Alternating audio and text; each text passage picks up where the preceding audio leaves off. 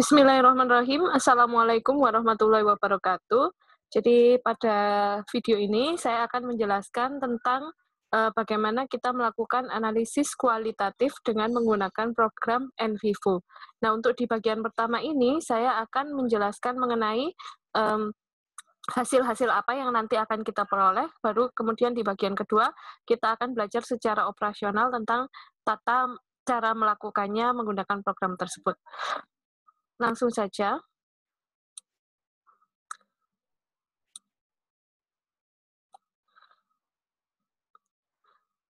Nah, berikut ini adalah penjelasan ya. Kita akan menganalisis suatu kasus secara kualitatif ya dengan menggunakan software NVivo. Jadi kalau selama ini kita memang di farmasi biasa bekerja dengan menggunakan data kuantitatif, tapi kali ini kita akan mencoba untuk menggunakan data kualitatif sebagai pengayaan dari skripsi kita. Nah, tema yang saya ambil di sini sebagai contoh adalah informasi tentang kosmetika yang tersedia di berbagai media online di Indonesia. Kalau Anda dulu pernah nonton film detektif gitu ya, nah biasanya Anda akan melihat papan seperti ini. Ya inilah contohnya cara melakukan analisis kualitatif, yaitu dengan menggambar atau menggunakan data-data berupa teks, foto, gambar gitu ya. Kemudian kita mencari hubungan antara satu data dengan data yang lainnya, kemudian kita akan bisa menarik kesimpulan. Nah, pada dasarnya analisis kualitatif itu juga seperti itu. Yang kita teliti di sini itu adalah biasanya bisa teks, bisa gambar ya, tergantung konteks apa yang kita mau ingin ketahui. Nah, sementara untuk pada penelitian kali ini yang saya jadikan sebagai contoh, yaitu informasi tentang kosmetik, maka informasi yang kita ambil nanti adalah dari berbagai media online yang ada di Indonesia. Untuk langkah kerjanya, yang pertama adalah siapkan dulu topik yang ingin Anda teliti. Kemudian yang kedua adalah menyusun suatu rumusan masalah, ya, sama seperti ketika kita mau melakukan eksperimen. Kemudian lakukan pencarian data, kemudian kita tangkap atau kita simpan data tersebut dengan software nCapture. Selanjutnya data tersebut akan kita import ke software NVivo, lalu kita lakukan analisis data ya dengan mencari informasi apa yang dominan di sana, lalu membuat word cloud ya, kumpulan-kumpulan kata, dan mencari keterkaitan antar informasi. Kemudian dari data tersebut akan kita bahas dan kita akan mencari tahu apakah informasi yang muncul di media online tersebut sudah tepat menurut literatur yang valid. Terakhir dari sana kita akan bisa menarik kesimpulan. Nah, ini adalah contoh topik yang saya angkat ya, tentang penggunaan teh untuk kecantikan kulit ya. Jadi ini adalah kata kunci atau frase yang akan menjadi kunci ya dalam penelitian kali ini. Rumusan masalahnya apa? Rumusan masalah yang pertama di sini adalah informasi apa yang paling sering muncul mengenai teh untuk kecantikan kulit di media online di Indonesia. Jadi di sini saya batasi informasi itu hanya dari informasi dari media-media yang berbahasa Indonesia. Sementara kalau nanti pada kasus Anda, bisa saja nanti kita membuat dengan dengan sumber yang berasal dari media online di luar negeri, itu juga bisa. Kemudian topik-topik yang dipilih juga tidak harus teh ya, bisa memilih topik-topik yang lain. Kemudian yang kedua, nanti kita akan menganalisis apakah informasi yang muncul tersebut sudah tepat atau tidak.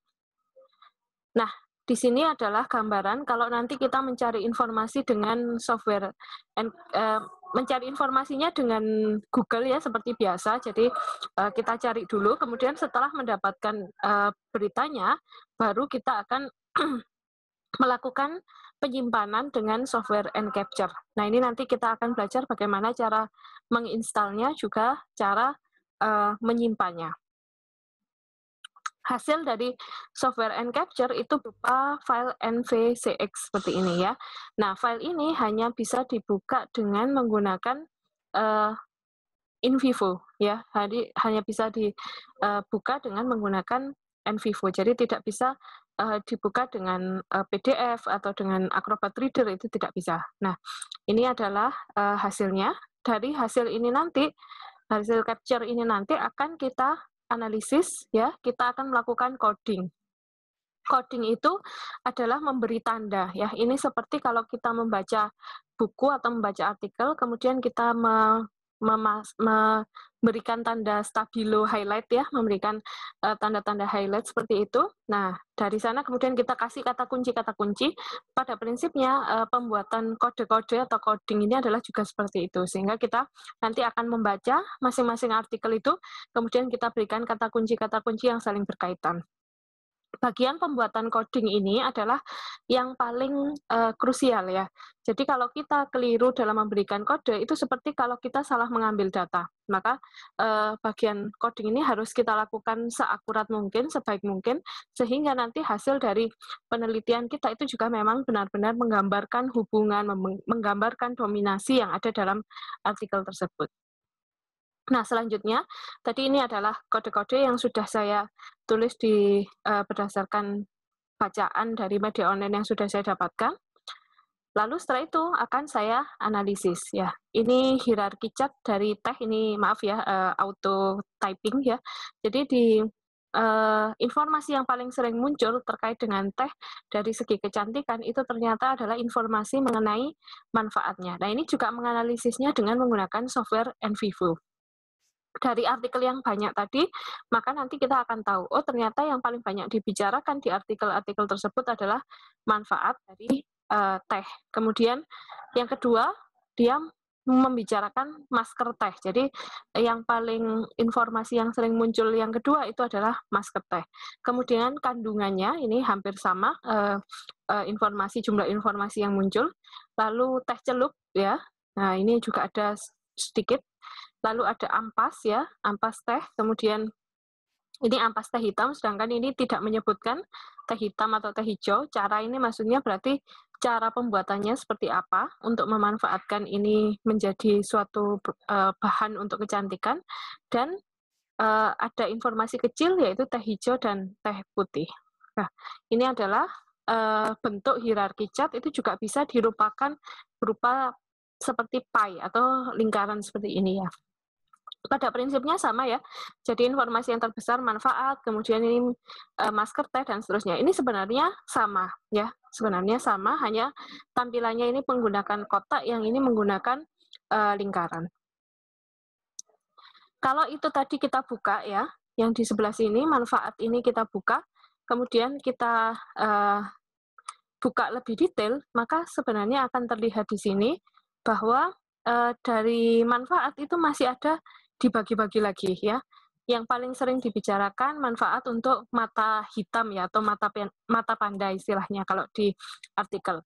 Lalu toner, kemudian jerawat dan seterusnya. Sehingga nanti kita akan bisa membuat pembahasan apakah manfaat yang disampaikan di artikel-artikel ini sudah tepat atau tidak sesuai dengan di jurnal-jurnal ilmiah yang valid. Kemudian masker teh misalkan, ini juga ada informasi lagi. Apa? Oh, ternyata yang lebih banyak dibahas adalah tentang pembuatannya. Nah, pembuatan itu bisa kombinasi teh pisang, teh maizena, kemudian oatmeal, lalu ada ya bahan-bahan yang lainnya sesuai dengan yang ditampilkan di artikel tersebut. Nah, nanti juga bisa kita bahas, oh ternyata masyarakat itu paling banyak menggunakan masker ini dengan menggunakan misalkan teh pisang ya, kombinasi teh dengan pisang, lalu ada teh maizena ya, itu yang informasi berdasarkan dari media online yang kita baca. Jadi yang perlu kita ingat ya, informasi dari media online itu belum tentu merupakan informasi yang valid ya, sehingga di sini kita akan mengevaluasi apakah informasi tersebut validitasnya sudah baik atau tidak berdasarkan keilmuan kita sebagai seorang farmasis. Kita juga bisa membuat word cloud ya. Word cloud itu adalah kata-kata yang sering muncul. Ya, ini ada misalkan yang utama tentu saja teh ya. Kemudian ini untuk kulit, kemudian ada untuk wajah ya. Ini kata untuk yang kata-kata sambung ya, dalam, untuk, dan sebagainya ini tidak perlu kita hiraukan. Jadi kita lihat saja kata-kata kunci yang memang sering muncul, misalkan antioksidan, masker, ampas. Nah, berarti ternyata tidak di artikel-artikel umum di media online itu banyak yang membahas tentang pemanfaatan ampas teh. Oke, selanjutnya setelah dari data tadi juga kita bisa buat cluster analisis. Ya, cluster analisis ini adalah hubungan, ya, hubungan. Kalau ada garis seperti ini artinya ada hubungan erat antara satu tema dengan tema yang lain. Misalkan di sini kita lihat, ya, ternyata tema tentang manfaat ini banyak berhubungan dengan tema tentang ampas teh hitam, kemudian ini ampas teh, lalu tentang teh celup, lalu dengan tema masker teh, dan seterusnya. Sehingga ini bisa kita jadikan suatu gambaran, oh ternyata di artikel-artikel tersebut berkaitan erat antara manfaat dengan ampas teh hitam. Jadi banyak artikel yang membahas mengenai ampas teh hitam ini memiliki manfaat apa saja. Kemudian ampas teh biasa, ya, ini tidak disebutkan tehnya apa secara umum, berarti itu juga disebutkan punya berbagai manfaat, seperti itu.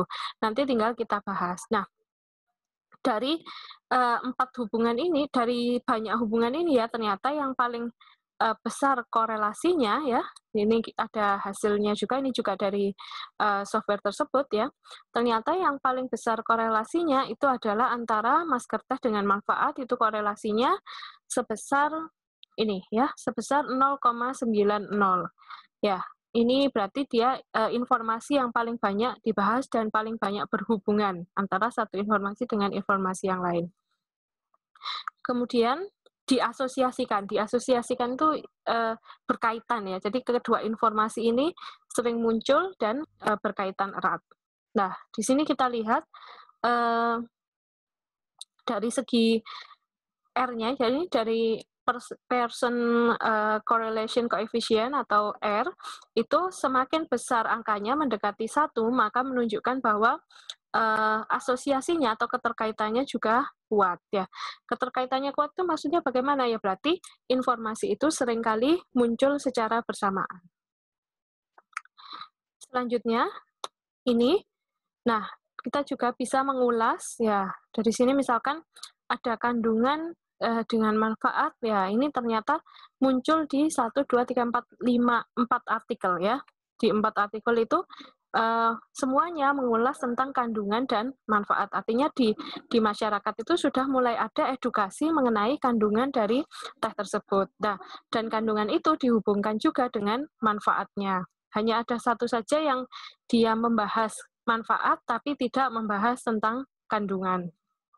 Kemudian juga di sini ada korelasi juga antara atau comparison atau pembandingan gitu, ya, antara ampas teh hitam dengan manfaat. Itu ada 2 artikel, sedangkan yang hanya membahas manfaatnya saja tapi dia tidak menyebutkan ampas teh hitam itu ada 3 artikel. Artinya ada 2 yang dia menitik beratkan pada artikel mengenai ampas teh hitam. Nah, dari sini nanti juga bisa kita bahas hubungan antara satu titik dengan titik yang lain, dan kita bisa mendapatkan informasi, oh ternyata di masyarakat itu yang banyak dibahas itu tentang ini loh.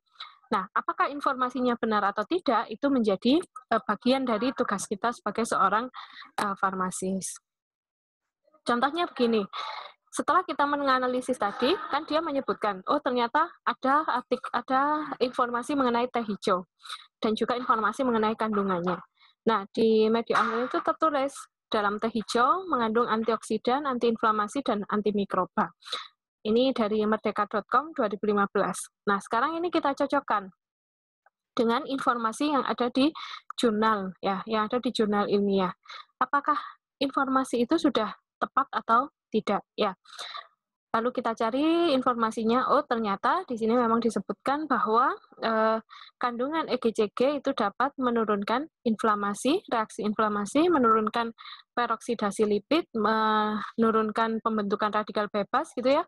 Sehingga berarti ini informasinya adalah informasi yang tepat. Antioksidan, antiinflamasi. Tinggal kita cari informasi tentang antimikroba. Nah, ketika membuat tabel ini jangan lupa disertakan sumbernya, ya. Dari sumbernya ini akan bisa kita ketahui nanti ketika kita membutuhkan lagi akses tersebut, kita tinggal melakukan klik pada linknya. Itu jangan sampai hilang, gitu, ya. Jadi ini adalah bagian atau gambaran bagaimana kita memperoleh data kualitatif dari media online dan dihubungkan dengan bidang kita, yaitu bidang farmasi.